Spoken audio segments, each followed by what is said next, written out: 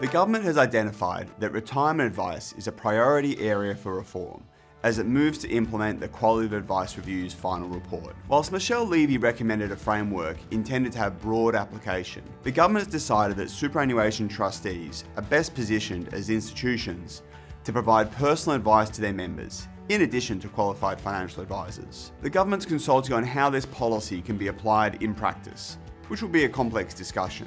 High-quality retirement advice is necessarily multifaceted and includes consumers' assets both inside and outside of superannuation, their social security eligibility, and assets held by a spouse, and the tax consequences of structuring financial affairs. Not all of this information is held by superannuation trustees, and clearly goes beyond a consumer's interest in their fund. The government will also need to stress test the limits of collective charging to determine the best approach to paying for this advice. The FSC is closely engaged in these discussions, but agrees with the government that retirement advice is an important area to focus on.